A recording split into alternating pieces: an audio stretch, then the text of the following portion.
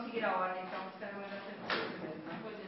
Portanto, temos para apresentar uma comunicação intitulada A Ressignificação da Vida por meio da educação de jovens e adultos, não é? Apresentada por Leandro Peixoto, Rafael Souza, Carlos Carneiro, Filipe Moretti, Gabriela Cavalcante, Mariana Rio e Vanessa Canato. Espero não ter esquecido ninguém.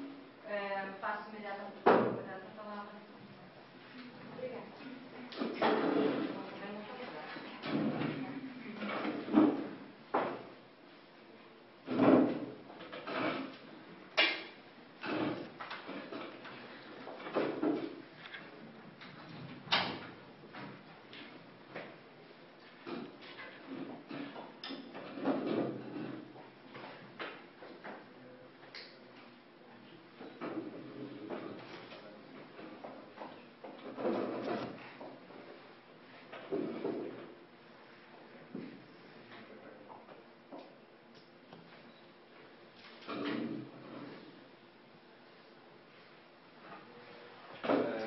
Boa tarde a todos. Meu nome é Lucas Ramos, essa é a Gabriela Cavalcante e a gente vai apresentar um trabalho intitulado A Ressignificação da Vida por meio da educação de jovens e adultos, desenvolvido ao longo do ano de 2012 por estudantes do ensino secundário, orientados pelo professor Leandro Peixoto e pelo professor Rafael Batista.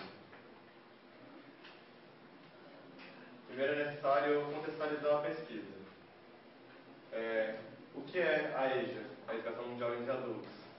Ela é uma modalidade de ensino no Brasil para aqueles alunos que, por motivos como gravidez precoce, fracasso escolar, falta de incentivo ou condições financeiras, não puderam terminar o ensino formal no tempo planejado.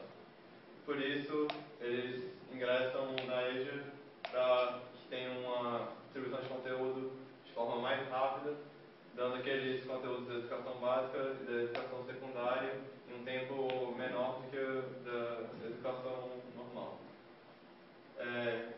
O locus da pesquisa se deu com sujeitos do Espaço de Santa Maria, uma cidade na periferia de Brasília, que tem uma condição socioeconômica baixa em relação à da capital. O estudante da EJA trabalhado foi principalmente numa faixa etária de 25 anos ou mais, porque para o nosso objetivo da pesquisa, que era perceber se havia ou não uma ressignificação da vida, essa pessoa, a partir dos estudos, essa faixa etária permitia uma apreensão melhor das narrativas de vida, uma maturidade maior dos sujeitos. A justificativa da pesquisa se dá pelo fato de que há diversas pesquisas, principalmente no Brasil, no âmbito da evasão escolar, mas há muito poucas que abordam consequências sobre a volta desse sujeito para os estudos. Assim, o nosso objetivo é investigar as consequências do retorno desse educando à condição de estudante e como isso influi na vida dele em diversas perspectivas, tanto pessoais quanto sociais.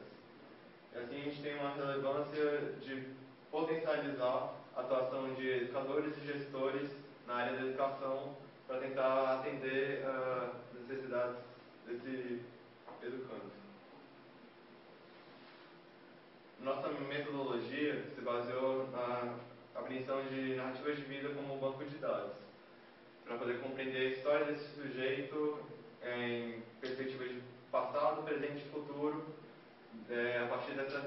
a partir do momento que ele volta aos estudos. Para isso, nós damos uma abordagem qualitativa de pesquisa para conseguir uma complexidade maior na apreensão dessa história pessoal dos sujeitos, de forma que a gente consiga compreender de uma forma mais completa a subjetividade dele e fazer a nossa análise nessas esferas. Os instrumentos usados para isso foram a técnica de grupo focal e de entrevistas, ambos semi-estruturados, para conseguir fazer a apreensão desses dados. Bom, nosso principal referencial teórico foi Paulo Freire, que, bem, é um importantíssimo pedagogo brasileiro e que, particularmente, em grande parte de sua carreira, se dedicou à educação de jovens e adultos. Paulo Freire, ao construir a sua filosofia pedagógica, ele luta por uma pedagogia humanizadora e ele sempre se interessou pelo lado dos educandos, dos estudantes, pela sua fala, pela sua história. as narrativas de vida, a utilizar as narrativas de vida como meio de investigação. As narrativas de vida são uma tentativa de aprender a leitura de mundo que aquele sujeito traz. Retomando agora a palestra ministrada pelo professor Alan Rogers, que ele coloca a questão da aprendizagem informal, que não pode ser desconsiderada no contexto educacional, porque é um conhecimento prévio que o estudante carrega consigo e que constitui uma base para uma série de outros desenvolvimentos que podem ser gerenciados no ambiente escolar. Isso se aproxima bastante do conceito freiriano de leitura de mundo, e, citando Freire, a leitura do mundo precede a leitura da palavra. Outro conceito bastante defendido por Freire é o da autonomia do educando, pois há um desafio muito grande ao praticar o processo educativo, principalmente por educadores e gestores, que é a construção da autonomia do educando. Ele poder, citando novamente, ele criar as possibilidades para a própria produção do conhecimento. Isso é um grande desafio, porque vai de encontro à cultura do silêncio, à repressão que está engendrada na realidade desses sujeitos, que é vivenciada por eles e por todos os que são sujeitos ao atraso escolar de alguma forma. Agora, partindo para os resultados, nós dividimos nossa análise dos discursos em 4 aspectos principais. O primeiro deles é a autoestima. Os relatos dos estudantes nos permitem colocar a autoestima como um elemento assim, de grande transição, pois existe uma elevação dessa autoestima a partir do momento que eles se sentem mais seguros para se comunicar, para se impor perante a sociedade. Como exemplo, nós trouxemos um trecho do grupo focal em vídeo em que uma das participantes dá o seu relato a respeito disso. Chegou uma situação e esse meu ainda não vai ter outra cartezinha comigo, eu não vou não. Por quê? Aí chegou uma hora que eu falei com ele, porque assim, eu sei que lá todo mundo tem estudo, todo mundo conversa com o prefeito, todo mundo tem faculdade, tem isso. Então, assim, se eu voltei a estudar, muita palavra errada eu deixei, entendeu? Então, às vezes a gente esquece que não sabe, né? Mas agora com mais confiança, quando eu chego lá com isso, sem mais problema, e tudo em casa, eu já queria. Bem, a dificuldade enfrentada pela participante em adentrar eventos sociais que a tornavam, assim, que a expunham como alguém que não tinha o pleno domínio da linguagem, enfim, você vê que a prática da linguagem já é um elemento que tem essa potencialidade de estimular a autoestima. E a partir do momento que ela consegue se empoderar disso, ela justamente toca no ponto da cultura do silêncio, ela retoma a sua voz.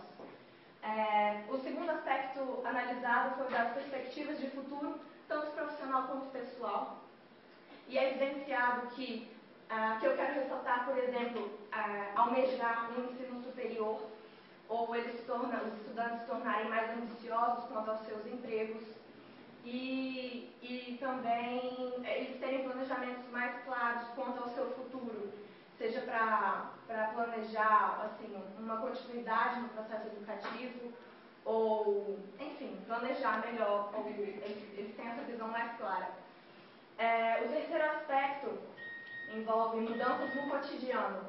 Aqui eu ressalto os fenômenos mais microsociais, como, por exemplo, pegar um autocarro ou acompanhar noticiário, ler um jornal, em que são tarefas assim básicas para um ser humano, mas quando há a limitação do processo educativo, se compõem grandes barreiras para a vivência, para a prática dessas atividades.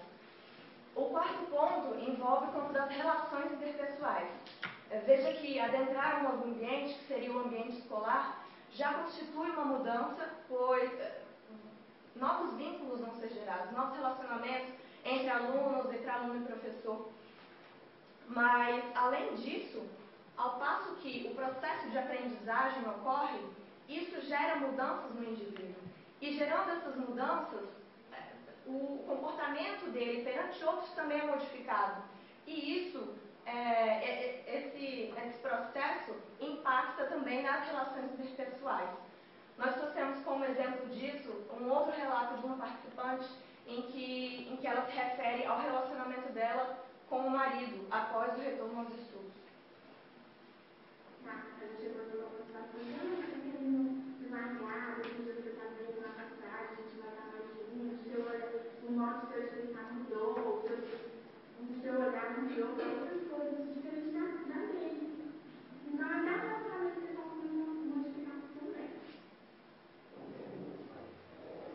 Então, baseado nesses 4 aspectos, principalmente, nós confirmamos a nossa hipótese de que a educação, de que o retorno aos estudos ressignifica a vida dos estudantes na modalidade de ensino da EJA, pois a educação ela se enraiza em diversos setores da vida do indivíduo e traz mudanças significativas para o cotidiano, para as relações, enfim.